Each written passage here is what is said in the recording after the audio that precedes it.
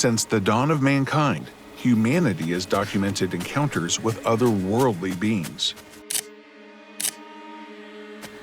One such being has appeared in accounts spanning centuries.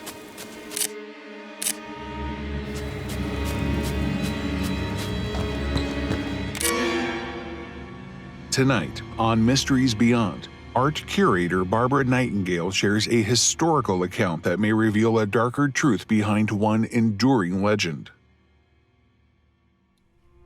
People often ask why I created the Unexplained exhibition. The answer is not as simple as curiosity.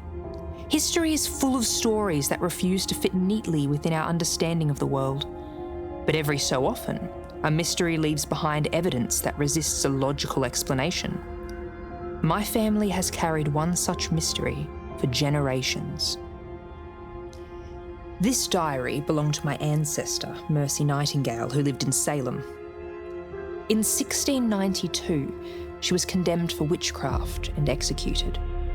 Like many accused during those terrible trials, history only remembers the accusation and very little of the person behind it.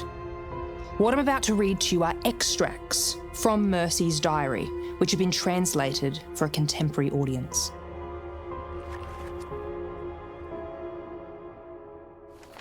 My dearest friend Abigail Ruth came to my house after sundown in a state of dreadful distress. Her dress was torn, her face stained with earth. With much weeping, she confessed that her father had accused her of witchcraft before the magistrates. Terrified of what would become of her, she followed him into the woods to beg for mercy, though she admitted there was anger in her heart. She threw him to the ground, pleading with him to take back his words, but he fought fiercely and seized her by the throat. In her panic, she struck him with a stone. When she rose, he did not. Yet it was not her father's death that frightened her most. She swore that, as she fled the woods, she saw a tall black figure standing amongst the trees, its hands like winter branches and its head unnaturally round. It neither moved nor spoke, but watched her from afar. Abigail remained with me until dawn, though sleep did not visit either of us. Many times she looked toward the window, as though expecting to find some dreadful thing standing beyond it. When I asked whether it was man or spirit, she said she could not tell, for it seemed less like a living thing and more like a shadow cast by something greater. Word spread quickly through Salem. By midday, Abigail had been taken into custody for the death of her father. The constables came for me that evening. They questioned me concerning Abigail, though it seemed their minds had been settled long before they arrived. They asked of spirits, omens, and wicked dealings, yet would not hear my answers.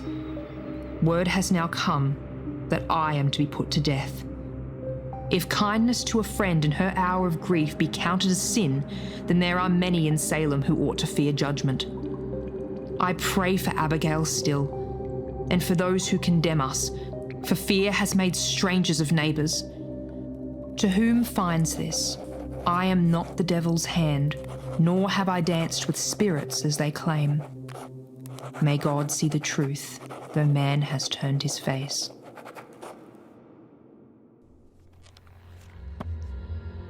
Mercy never had the chance to tell her story in her lifetime.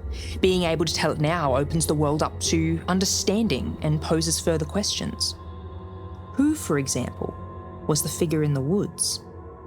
The being eerily depicts a figure shown in two other artworks created centuries apart.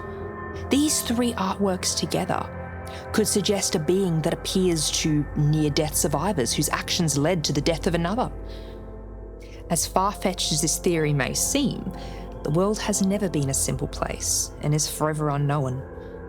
We must try to balance our desire for truth with an understanding that not all mysteries in life will be known to us.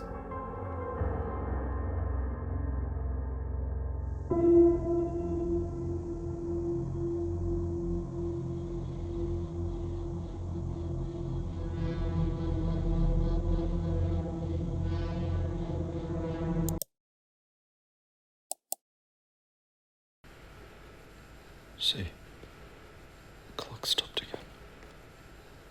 Why is 8:08 p.m.?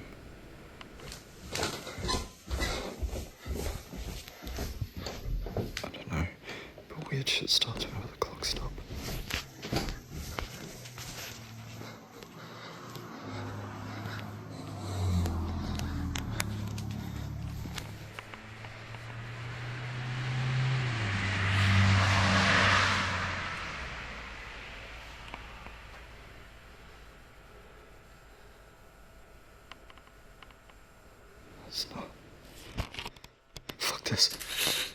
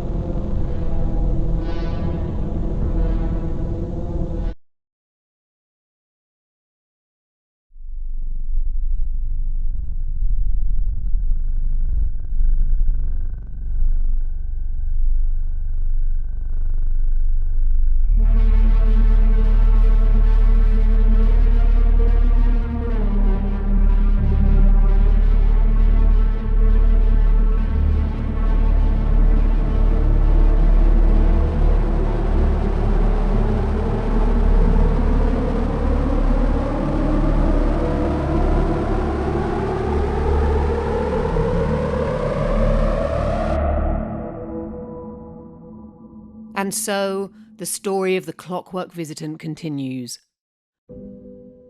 Another life claimed in a new millennium. Another family left searching for answers. It terrifies me to know that the accounts on my website are more than just stories. But they also, strangely, fill me with wonder. Now that recording technology is more accessible than ever before, I suspect the years ahead will only bring more accounts of the Visitant. I, and so many others, will be watching closely as we find more evidence that the world is so much bigger than we ever imagined.